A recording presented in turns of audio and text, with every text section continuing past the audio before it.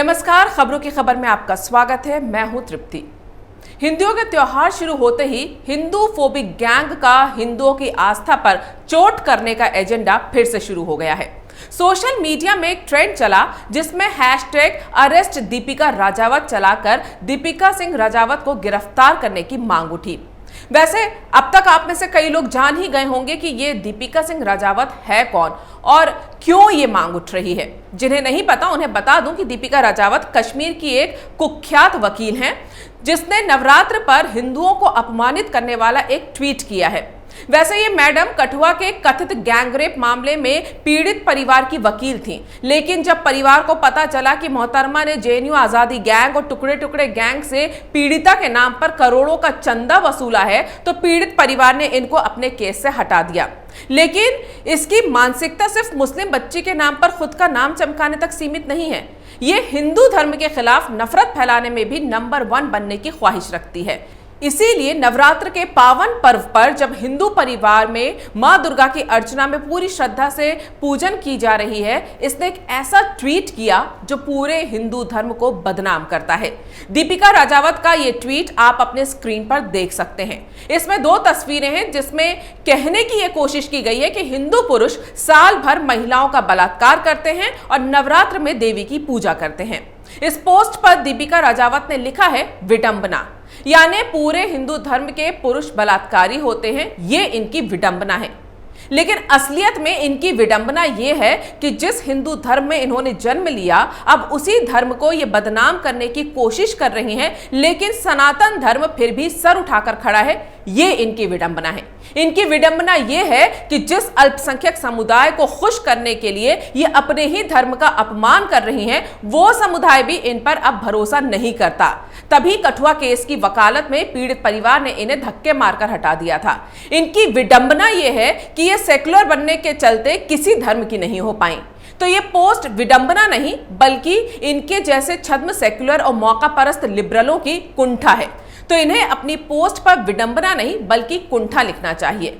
इनकी एक तरफा धर्मनिरपेक्षता की पोल तभी खुल गई जब ईद में मोहतरमा ने सेवइयों की खीर की तस्वीर पोस्ट करके इसे एक मीठे त्योहार बताया था और अब नवरात्र पर हिंदुओं को बदनाम करने का पोस्ट डाला।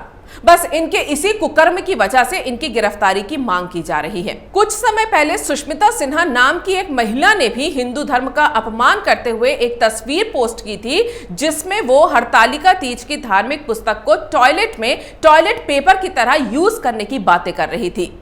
ये लोग मानसिक तौर पर दिवालिया हो चुके वो लोग हैं जिन्हें सिर्फ हिंदू धर्म के तीज त्योहारों और परंपराओं से नफरत है। बाकी धर्म के लोग इन्हें शांति दूत लगते हैं। जब दूसरे धर्म के अपराधी और आतंकी सामने आते हैं तो ये कहने लगते हैं कि आतंक का कोई धर्म नहीं होता। लेकिन इन अक्ल के अंधों को हिंदू धर्म के हर त्योहार में अपराध और अधर्म दिखाई देता है। इन जैसी महिलाओं और पुरुष उन तमाम लिबरल और सेक्युलर की जमात का असली चेहरा है जिन्हें सिर्फ और सिर्फ हिंदू धर्म और उसके त्योहारों से नफरत है। पिछले कुछ साल से तो लगता है कि ये हिंदू फोबिक गैंग साल भर का कैलेंडर लेकर बैठते हैं कि कहीं गलती से घृणा फैलाने या अपमानित करने का कोई हिंदू त्योहार छूट ना जाए। फिर आंखों पर सेक्युलरिज्म के फ्रेम का चश्मा लगाते हैं जिसके कांच विशुद्ध सांप्रदायिक होते हैं, जिससे ये चुन चुनकर हिंदुओं के सारे त्योहार छांटते हैं। फिर अपने कुत्सित और कुंठित मानसिकता वाले हिंदू विरोधी और फर्जी सेक्युलरिज्म की कालिख पुते थोपड़ों के साथ ये पूरी लिस्ट तैयार करते हैं। होली, रक्षाबंधन, नवरात्र, रामनवमी, दशहरा, करवा चौथ, शिवरात्रि से लेकर दिवाली तक हर त्योहार पर कैसे सनातन हिंदू धर्म, उसकी परंपरा और आस्थाओं पर चोट करना है, इसकी पूरी रूपरेखा तैयार की जाती है।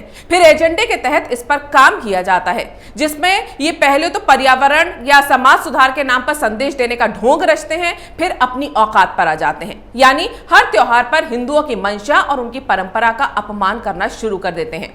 मेरी बात से आप सहमत नहीं है तो नजर डाल लीजिए पिछले कुछ सालों से हर हिंदू त्योहार से पहले चलने वाली बेहूदी खबरों पर जिन्हें ट्रेंड बनाकर चलाने की कोशिश की जाती रही है। होली आते ही अचानक देश में पानी की कमी हो जाती है। ये हिंदू फोबिक गैंग होली ना खेलने का संदेश देता है क्योंकि इससे पानी की बर्बादी होती है। अचानक से सूखाग्रस्त इलाकों के किसानों की तस्वीरें लगाकर इमोशनल कार्ड खेले जाते हैं जिससे लोगों को लगे कि हम कितना बड़ा पाप कर रहे हैं पानी से होली खेलकर। जबकि इन्हें खुद पता नहीं होता कि इनके बाथरूम का नल कब से लीक हो रहा है और कितने लीटर पानी बहा बहाकर ये बर्बाद कर चुके हैं। जब फर्जी सामाजिक संदेश से काम नहीं बनता तो ये घिनौनी हरकतों पर उतर आते हैं। साल 2018 में होली को बदनाम करने के लिए फर्जी खबर फैलाई गई कि दक्षिणी दिल्ली में एक लड़की पर लोगों ने स्पर्म से भरा गुब्बारा फेंका। फिर जानबूझकर होली को लड़कियों के मॉलेस्टेशन से जोड़कर बदनाम किया गया, जबकि बाद में जांच में साफ हो गया कि स्पर्म के गुब्बारे वाली खबर झूठी थी। इसी साल रक्षाबंधन पर पेटा ने गाय को बचाने के नाम पर हिंदू त्योहार पर वार किया।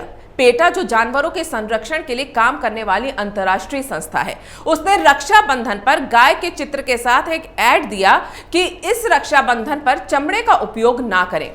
भाई, कौन से हिंदू परिवार में बहन अपने भाई को चमड़े की, वो भी गाय के चमड़े की राखी बांधती है? जो पेटा ने चमड़े का उपयोग ना करने का संदेश रक्षाबंधन के त्योहार पर दिया, साथ में नीचे राखी की तस्वीर भी चेप दी।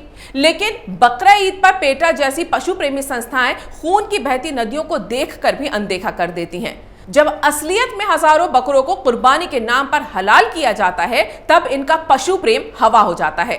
और ना ही किसी फर्जी सेकुलर और लिबरल को बेजुबान बकरों के कटते सिर और बहते खून में परंपरा का ढकोसला नजर आता है। उन्हीं बोटियों को चबाते हुए ये दक्षिण भारत में जल्लीकट्टू पर बैलों की दौड़ पर इसे जानवरों पर अत्याचार का ज्ञान बघाड़ते हैं। अचानक अगर दूध की बर्बादी से जुड़े पोस्ट या आर्टिकल आपको दिखाई देने लगे तो समझ जाइएगा कि शिवरात्रि आने वाली है।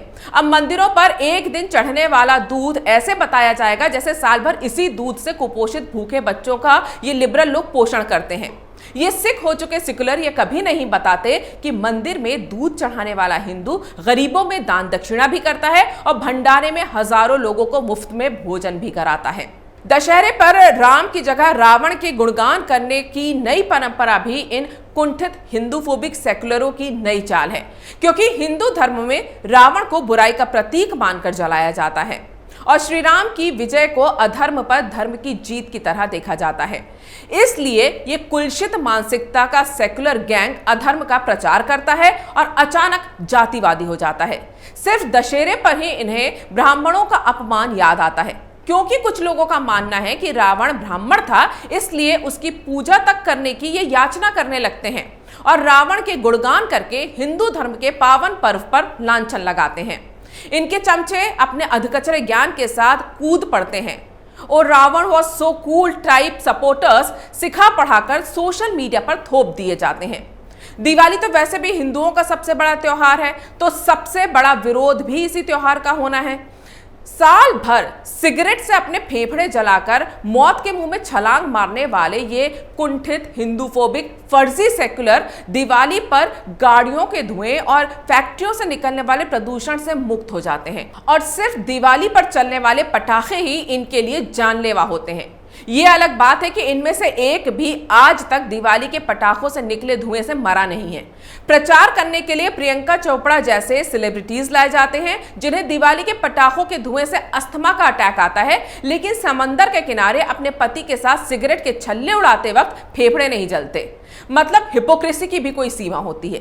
ये वही लोग हैं जो क्रिसमस और न्यू ईयर पर होने वाली आतिशबाजी को वाओ सो कूल कहते हैं, लेकिन दिवाली पर पटाखे चलाने वाले इन्हें फूल लगते हैं। ये कभी भी दुनिया भर में न्यू ईयर या क्रिसमस पर होने वाली आतिशबाजी का विरोध नहीं करते, लेकिन दिवाली पर आतिशबाजी इन्हें बर्दाश्त नहीं होती। इनका नारीवाद भी करवा चौथ पर ही सबसे ज्यादा जागता है, जिस परंपरा को देश भर की महिलाएं अपनी मर्जी से सहर्ष मनाती हैं, उन्हें ये महिलाओं के उत्पीड़न और पितृसत्तात्मकता से जोड़ देते हैं। यहां कभी नेहा धूपिया टाइप लोग नहीं कहते कि सुन इट्स हर चॉइस। इसमें उन्हें सिर्फ एक दिन महिलाओं का उनकी अपनी मर्जी से व्रत रखना ही महिलाओं पर अत्याचार लगता है, लेकिन रमजान पर यही फर्जी सेकुलर रोजा रखकर खुद को धर्म विशेष का हितैषी बताते हैं। तब कोई नहीं कहता कि 30 दिन भूखे रहना मानव समाज पर अत्याचार है। दही हांडी से लेकर गणेश उत्सव तक यह तय करने के लिए सुप्रीम कोर्ट चले जाते हैं कि त्योहार को कैसे मनाया जाए, लेकिन किसी और समुदाय के त्योहार पर इन्हें कभी कोई आपत्ति नहीं होती, क्योंकि ये सिलेक्टिव होते हैं। नवरात्र के नाम पर क्या होता है ये तो दीपिका राजावत की पोस्ट से आपको पता चल ही गया होगा। हिंदू धर्म जिसमें महिलाओं को देवी मानकर पूजने की सनातनी परंपरा है, उसे ये पाखंडी और बेशर्म लिबरल बलात्कार से जोड़ते हैं। अपराध अगर हिंदू धर्म से जुड़ा है तो वो हिंदू आतंकवादी से लेकर हिंदू भीड़ तक संबोधन दे देते हैं, लेकिन जब आतंकवादी किसी दूसरे धर्म का हो तो आतंकवाद का कोई धर्म नहीं होता, ये तुर्रा दिया जाता है। उपद्रवी भीड़ अगर शांतिप्रिय समुदाय की है तो भीड़ का कोई चेहरा नहीं होता, ये कुतर्क दिया जाता है।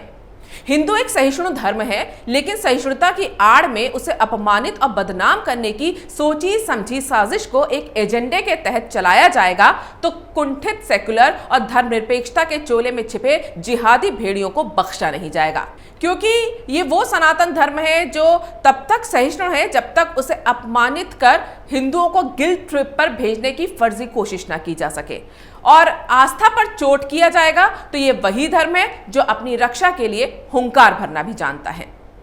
अगर आपको ये वीडियो पसंद आया है तो इसे लाइक करें, शेयर करें और कैपिटल टीवी को सब्सक्राइब करें।